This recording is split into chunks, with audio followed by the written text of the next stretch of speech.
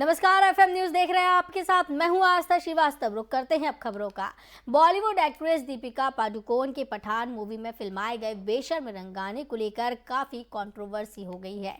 इस बीच छत्तीसगढ़ के सीएम भूपेश बघेल का बयान भी सामने आया। बघेल ने भगवा रंग धारण करने वालों पर निशाना साधा है। उन्होंने कहा कि साधु जब जीवन में सब कुछ कुर्बान कर देते हैं तो भगवा रंग धारण कर लेते हैं, लेकिन भगवा पहनकर घूम रहे इन बजरंगी गुंडों ने जनता के लिए क्या त्याग किया है। इसके बजाय ये जबरन वसूली की कोशिश कर रहे हैं। बघेल ने कहा, अगर बात केवल रंग की है तो बीजेपी में जो सांसद और विधायक हैं वो हीरोइनों के साथ भगवा रंग के कपड़े पहनकर डांस कर रहे हैं तो उसके बारे में इनके क्या विचार हैं। रंगों से किसी की जाति और धर्म तय नहीं करना चाहिए।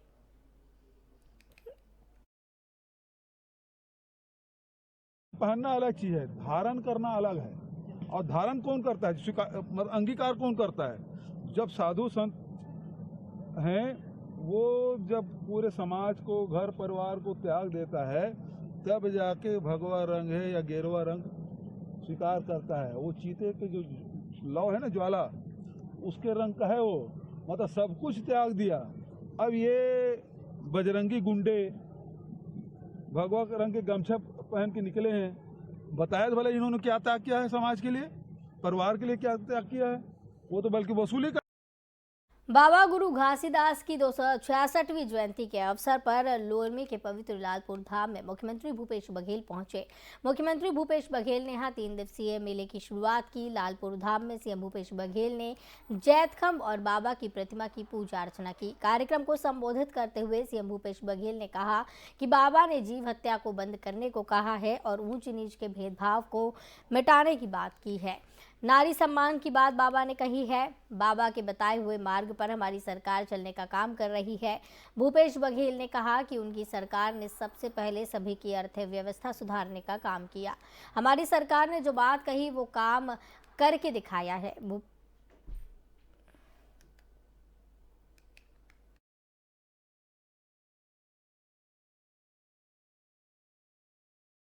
आज गुरु घासीदास की जयंती और लाल मुख्यमंत्री थे तब से इसकी शुरुआत हुई है। और यहाँ के जो गौटिया है अब तो स्वर्गवासी हो गए हैं, उन्होंने शुरुआत की थी और उसके निमंत्रण में अटोसी जी आए थे और वो परंपरा लगातार जारी है। तब भी जब से वो परंपरा है तब से हर मुख्यमंत्री यहाँ आते हैं, बाबा जी के जो खड़ाऊ रखा हुआ है उसको नमन करते हैं, जैत खाम को नमन करते हैं, गुरुगद्दी को नमन करते हैं। वो परंपरा जारी है और आज मुझे भी आने का सौभाग्य मिला। जो छात्र छात्राओं के उसके सुविधा के लिए 1000 करोड़ रुपए की घोषणा की गई है।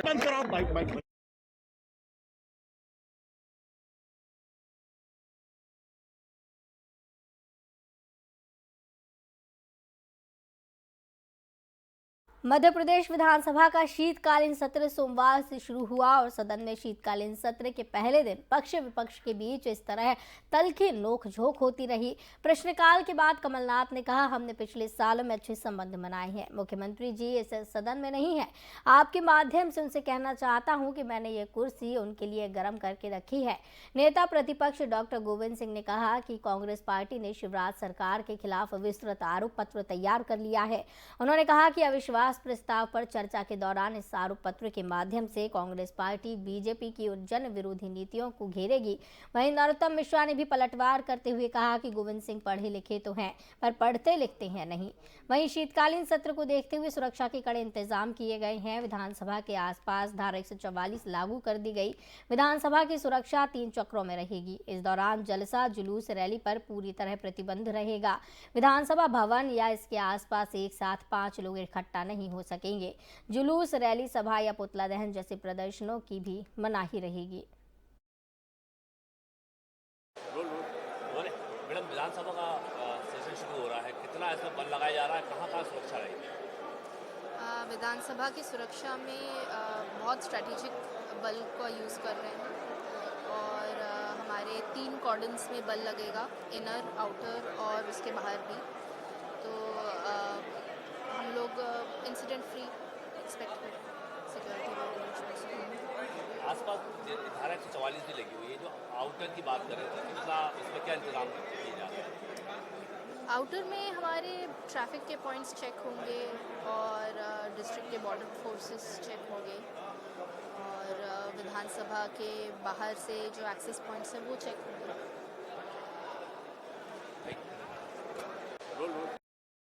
मध्य प्रदेश के गृह मंत्री नरोत्तम मिश्रा ने बालाघाट में रविवार को पुलिस और नक्सलियों के बीच हुई मुठभेड़ में 12 लाख के नामी नक्सली की मौत पर मध्य प्रदेश पुलिस के हॉक फोर्स को बधाई दी है। इसके साथ ही गृह मंत्री ने इसे मध्य प्रदेश पुलिस के हॉक फोर्स की बड़ी सफलता बताया। गृह मंत्री ने बताया कि मध्य प्रदेश पुलिस के हॉक फोर्स को फिर एक बड़ी सफलता मिली, जिसमें प्रदेश के बालाघाट में नक्सली के मारे जाने की पुष्टि हुई। बालाघाट जिले के मल्लज खंड के हर्रा टोला के जंगलों में नक्सलियों से मुठभेड़ के दौरान हमारे जाबाज पुलिसकर्मी हॉक फोर्स के जवानों ने 12 लाख के नामी नक्सली को ढेर किया। मृतक नक्सली के पास से राइफल भी बरामद की गई है। पिछले 24 घंटे में कोरोना के 2 प्रकरण प्रदेश में नए आए, जबकि ठीक होकर घर जाने वालों की संख्या 0 है। 6 एक्टिव केस संपूर्ण प्रदेश के अंदर वर्तमान में है। 552 सैंपल कलेक्शन पिछले 24 घंटे में हुआ। संक्रमण दर हमारी 0.36 है, जबकि रिकवरी की दर हमारी 98.7 पर बनी हुई है। पिछले 24 घंटे में कोई पुलिसकर्मी संक्रमित नहीं हुआ है, न ही एक्टिव केस है कोई पुलिसकर्मी का। जो वैक्सीनेशन पिछले 24 घंटे में हुआ है वो 5 लोगों को हुआ है। आज तक जो कुल वैक्सीनेशन हुआ है वो 13,33,73,721 लोगों का वैक्सीनेशन हुआ है। मध्य प्रदेश में कांग्रेसियों को प्रताड़ित किए जाने वाले मामलों में कांग्रेस कार्यकर्ताओं से मिलने कांग्रेस सांसद और पूर्व सीएम दिग्विजय सिंह शनिवार को सागर पहुंचे। यहां उन्होंने शिवराज सरकार को घेरते हुए कहा कि प्रदेश में अलग अलग दलों की सरकार रही है, लेकिन प्रतिशोध की भावना से कभी किसी ने काम नहीं किया। लेकिन इस दफा की शिवराज सरकार कांग्रेस के प्रति प्रतिशोध की भावना से काम कर रही है। उनके मकान दुकान तोड़े जा रही हैं, झूठे मामले दर्ज किए जा रहे हैं, आतंक और भय का माहौल बनाया जा रहा है। शिवराज दिग्विजय सिंह ने कहा कि कांग्रेस को पूरे प्रदेश से इस तरह की शिकायतें मिली हैं जिन पर पार्टी काम कर रही है। दरअसल पूर्व सीएम दिग्विजय सिंह और पूर्व महाधिवक्ता शशांक शेखर ने आज सागर जिले के बीना, खुरई, सागर और सुर्खी क्षेत्र का दौरा किया और पीड़ित कांग्रेसियों से मुलाकात की।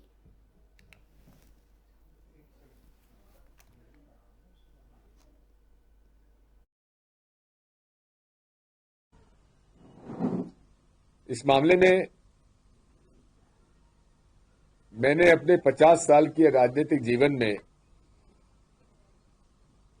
ऐसे झूठे केसेस लगाने की कहीं कोई उदाहरण मुझे देखने को नहीं मिला जो दतिया, सुर्खी और खुरई में मुझे मिले। आप हमारी खिलाफत कर रहे हैं, नगर पालिका चुनाव लड़ना चाहते हैं, पुलिस भेज दी, नोटिस भेज दिया, कल तुम्हारा घर गिरा देंगे, फॉर्म विड्रॉ करो। जिसने मना कर दिया उसको जेल में भेज दिया, झूठे केस बना दिए। सैकड़ों प्रकरण मेरे सामने आए। इस मामले में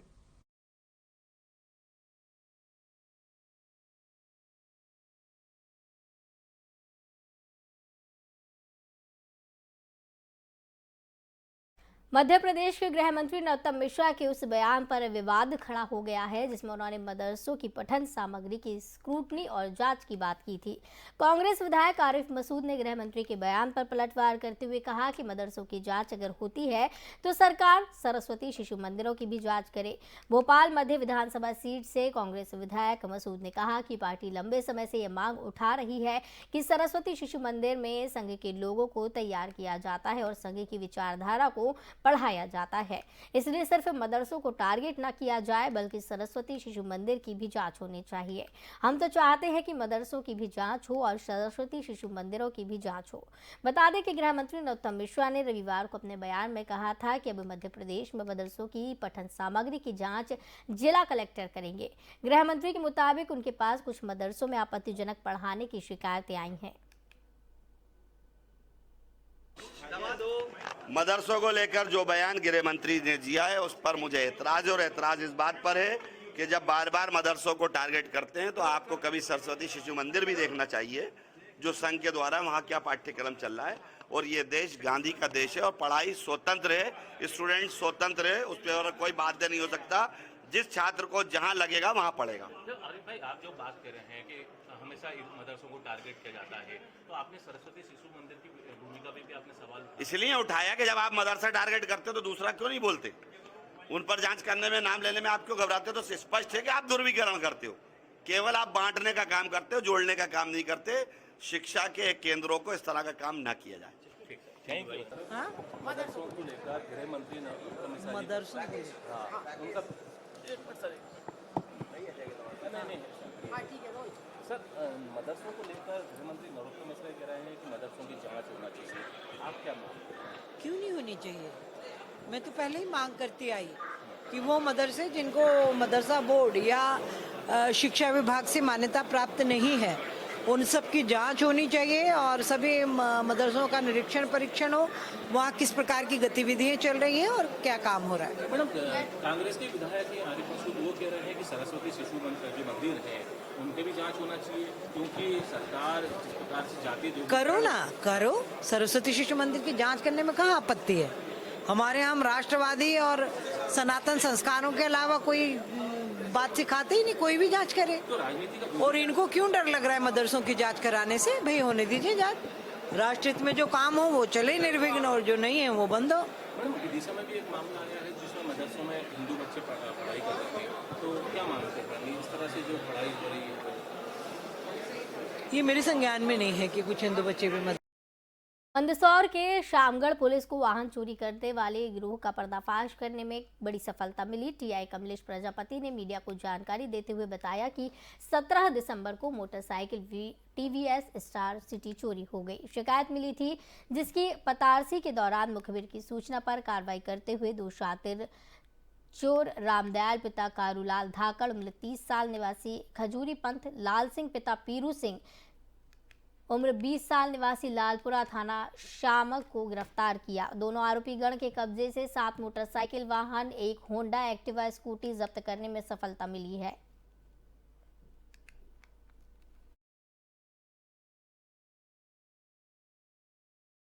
थाना सामगढ़ में दिनांक 17/12 को एक वाहन चोरी का अपराध पंजीयन किया गया 535 इसके लिए विशेष टीम गठित की गई और उसकी पतासी प्रयास किए।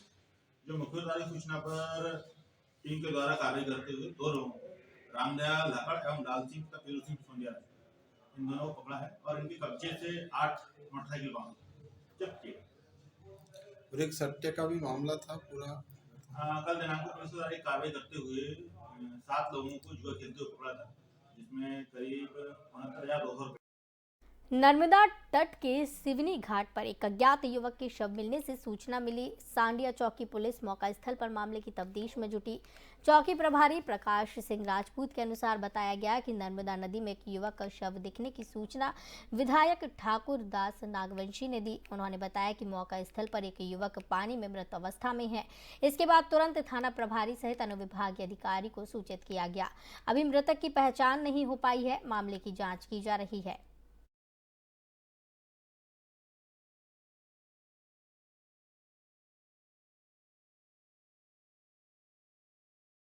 भोपाल में लूट का सिलसिला थमने का नाम नहीं ले रहा। बदमाश सरेराह लूट की वारदात को अंजाम देकर आसानी से फरार हो जाते हैं। ताज़ा मामला हनुमानगंज इलाके का है, जहां बाइक सवार लुटेरों ने एक कारोबारी के साथ लूट की वारदात को अंजाम दिया। टीआई महेंद्र सिंह ठाकुर के मुताबिक फरियादी अपनी दुकान बंद करके घर जा रहे थे, तभी पीछे से आए बाइक सवार बदमाश उनके हाथ से मोबाइल फोन छीनकर फरार हो गए। पुलिस ने युवक की शिकायत पर लूट का केस दर्ज किया। फिलहाल आरोपियों की तलाश के लिए पुलिस सीसीटीवी खंगाल रही है, लेकिन कोई सुराग नहीं लग पा रहा।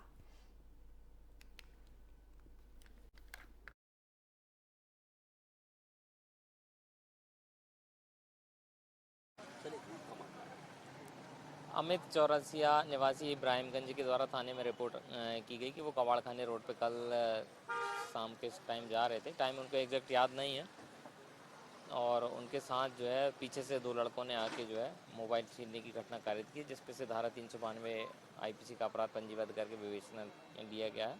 अज्ञात आरोपियों की पता तलाश अभी की जा रही है। अभी चूँकि उन्होंने लेट नाइट कंप्लेंट की थी तो रात में सीसीटीवी फुटेज नहीं देख पाए थे। अभी सुबह से टीम लगा रखी है तो वो सीसीटीवी फुटेज चेक करें। उनको फरियादी को एग्जैक्ट टाइम याद नहीं है, इसलिए थोड़ा सा अभी फुटेज मिस हो। अब जिस हिसाब से उन्होंने बताया कि पीछे से आके मोबाइल छीना है तो हो सकता है वो पुराने सातिर बदमाश हो। दंतेवाड़ा जिला अस्पताल में रोजाना हजारों लोग इलाज के लिए आते हैं, जिनमें कई लोग एक्सीडेंट या सीरियस होने की वजह से एम्बुलेंस के माध्यम से पहुंचते हैं, तो कुछ लोग एम्बुलेंस की कमी होने से समय पर नहीं पहुंच पाते। जिला अस्पताल में एम्बुलेंस की कमी होने की वजह से लगातार लोगों को शिकायतें हो रही थीं। मरीजों को लाने ले जाने में काफ़ी परेशानियों का सामना करना पड़ रहा था। जिला प्रशासन और NMDC ने CRSR की मदद से माध्यम से सर्व सुविधा से लैस 4 नई एम्बुलेंस वाहन स्वास्थ्य विभाग को प्रदान कर दी हैं।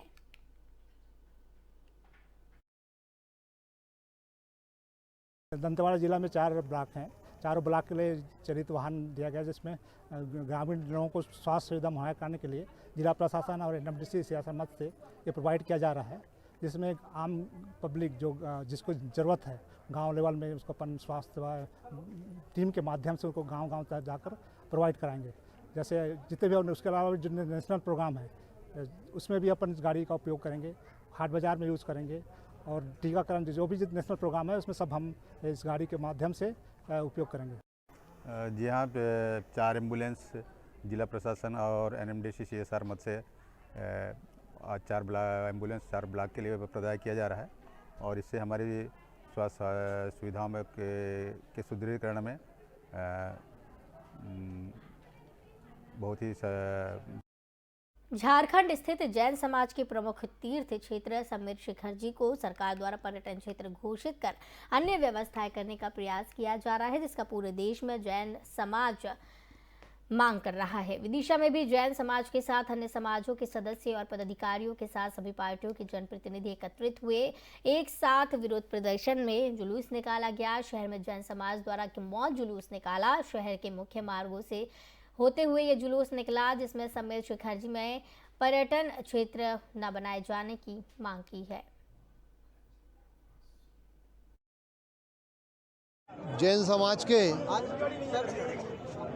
पवित्र क्षेत्र श्री समीर शिखर जी पर जो सरकार द्वारा पर्यटन क्षेत्र घोषित किया जा रहा है, उसके विरोध में आज जैन समुदाय, पूरा देश का जैन समुदाय सड़कों पर है। क्षेत्रीय अवधपुरी इलाके में धोखाधड़ी का एक मामला सामने आया है। पुलिस ने बताया कि आरोपी मुजाहिद कुरैशी ने मेसर्स फैजी फार्मे के मालिक जावेद अख्तर से एक चेक लिया था। चेक को आरोपी ने जमा नहीं करते हुए अपने पास रखा। फरियादी ने आरोपी से कई बार चेक वापस करने के लिए दबाव बनाया, लेकिन आरोपी की नीयत खराब हो गई और उसने चेक वापस नहीं किया। जावेद ने इसकी शिकायत अवधपुरी थाने में की, जिसके बाद पुलिस ने मुजाहिद के खिलाफ धोखाधड़ी का केस दर्ज किया। एडिशनल DCP राजेश सिंह भदौरिया ने बताया कि अभी मामले की जांच की जा रही है। आरोपी को गिरफ्तार नहीं किया गया। अवधपुरी में 2 पार्टनर की चेक फर्म थी। उस फर्म का जो चेक है उसने जो एक्यूज इसमें जो है न्यायालय के आदेश पर कायम हुआ है, जिसमें जो जिसके विरुद्ध जो अभियोगी है उसके बारे में बताया कि उसने उस चेक का दुरुपयोग करते हुए कंपनी के खाते में जमा करते हुए स्वयं उपयोग कर लिया और कुछ कूटरचित हस्ताक्षर भी बनाए हैं, जिस पर से जैन समाज के लिए आस्था का केंद्र समीर शिखर जी को झारखंड सरकार ने पर्यटन क्षेत्र बनाने का प्रस्ताव दिया है। 24 तीर्थकरों में से 20 तीर्थकर ने इसी पवित्र शिखर जी पर तपस्या कर मोक्ष प्राप्त की और देश में इसी वजह से जैन समाज के लिए ये क्षेत्र हमेशा से पवित्र होने के साथ साथ सर्वोच्च आस्था का केंद्र है। अयोध्या हिंदुओं की आस्था का केंद्र है, उसी तरह शिखर जी जैनियों के लिए सर्वोच्च आस्था का केंद्र है। झारखंड सरकार के इस निर्णय से जैन समाज इसलिए आहत हुआ क्योंकि सरकार की मंशा यहाँ होटल आदि का निर्माण कर पर्यटन बढ़ाना है। देश भर में विरोध प्रदर्शन शुरू हो गया है। समाज इस क्षेत्र को पवित्र धार्मिक स्थल बनाने की मांग के साथ अब सड़क पर उतरकर आंदोलन की शुरुआत कर चुका है। शहर के करीब 1000 जैनी महिला, पुरुष और बच्चों ने विरोध स्वरूप रैली निकालकर गृह मंत्री, राज्यपाल के नाम एक ज्ञापन प्रशासन को सौंपा। शाश्वत क्षेत्र है, पवित्र क्षेत्र है, जैन दर्शन का बड़ा क्षेत्र है, सिद्ध क्षेत्र है।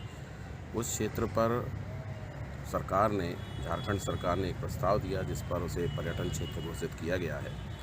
तो हम सबका विरोध इसलिए है कि उसे पर्यटन क्षेत्र ना घोषित करके उसे पवित्र क्षेत्र घोषित करें, ताकि हम सब की आस्थाएं भी बरकरार रहें और हम सब लोग भगवान की स्तुति, पूजा, वंदना उसी ढंग से कर सकें जिस ढंग से अभी वर्तमान में कर रहे हैं। यदि पर्यटन क्षेत्र बनता है तो इस तरह की वहाँ पर कुछ कदाचरण होंगे जो समाज के अनुकूल नहीं होंगे, इसलिए हम सब लोग पवित्र क्षेत्र।